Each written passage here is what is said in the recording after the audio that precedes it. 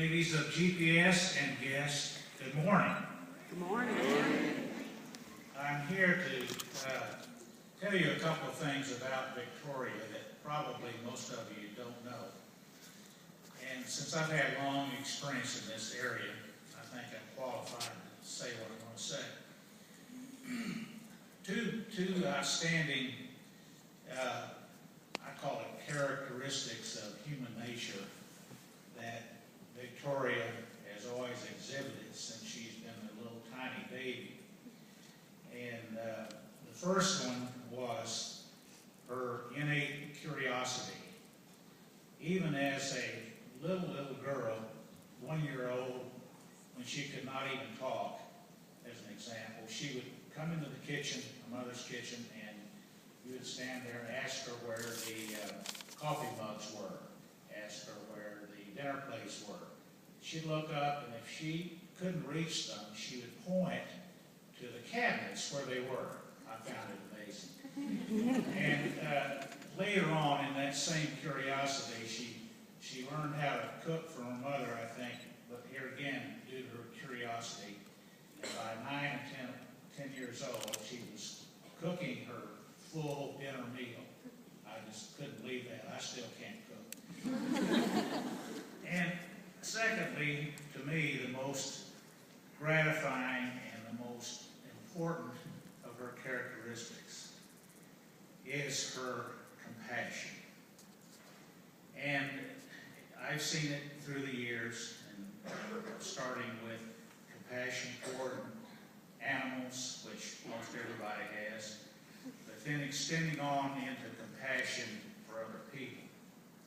And I don't know how you learn that. I don't think you do. I think you just have it or you don't have it. Maybe you can learn it later in life, but Victoria's had it from day one. Excuse me. And the most current example of that is this past summer, she was working in an auto repair shop, of all things, as a receptionist, service writer, and cashier, if you can picture that. And at the end of the summer, I was talking to her boss, who was the owner of the facility, and I said, "Well, how did she do?" And he said, I was very surprised. And I said, "What do you mean by that?" He said, "I was surprised that she had such compassion for my customers." He said it just came out with all these customers that come in, and they're, many of them were very anxious about their cars, which you normally would be, and she just put them at ease and took care of them, and he was amazed by that. And it reiterates what I read recently in a wonderful book called The Price of Civilization by Dr. Jeffrey Sachs. If you've never heard of it, you should get it and read it. And one of the primary things that he mentions in his book is that compassion is the glue that holds our society together. Well, Victoria exemplifies that glue. And I'm so proud of her and proud of that where she is today. And I'm most proud to have her as a granddaughter. I'd like to introduce to you Miss Victoria Stevens Smith.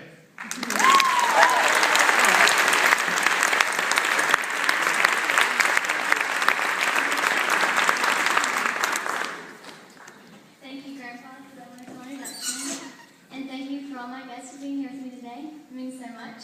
And I'd like to shout out to my rat, Avery. You're so sweet and so welcome as my rat. And most of all, I'd like to thank my parents and my grandparents for being so supportive of me. And I love you.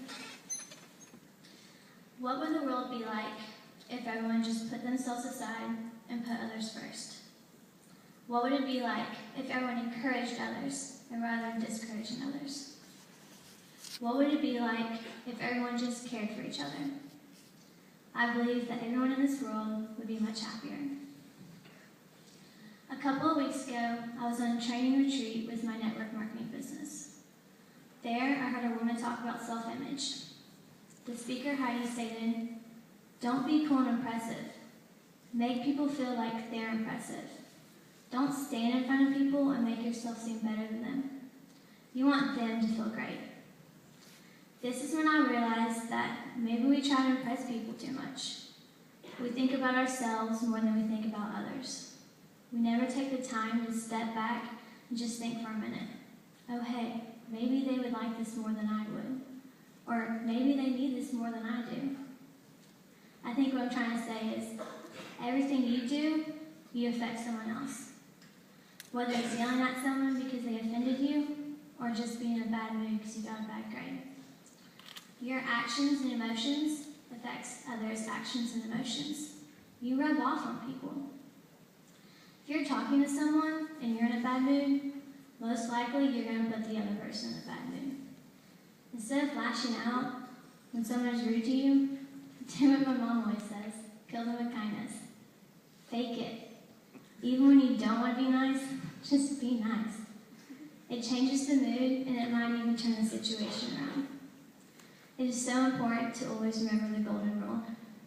Do unto others as you would have them do unto you. It never hurts to be nice. Anger will be met with anger, just like kindness will be met with kindness. My mother and I were out for dinner one night. We were in a great mood and being very talkative to the waiter. When we received our check, we noticed that our appetizers were free. We asked the waiter, why was it free? And he said, just don't worry about it. We like nice people. That day, our actions rewarded us, just because we were nice. But we shouldn't do nice things or be nice just to get rewarded. We should do these things because it makes us feel great inside. The internal satisfaction is way more important than the external rewards. So this is what I have to say to you guys. Make people happy.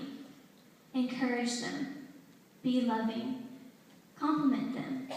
Make them feel important. Put yourself aside and make someone else's day. Life is too short to be worrying about grades or getting mad at people. Miss Wilson reminded me the other day that, no one will ever remember your grades in middle school or high school, but they will remember the kind of person you were. So think about how good you feel when someone is nice to you or compliments you out of the blue. It makes you feel like people actually care about you and think of you. Just smile. It takes more muscles to frown than to smile. So save some energy and just put a smile on. Make it your goal to compliment someone and put your troubles aside and just be nice. Thank you.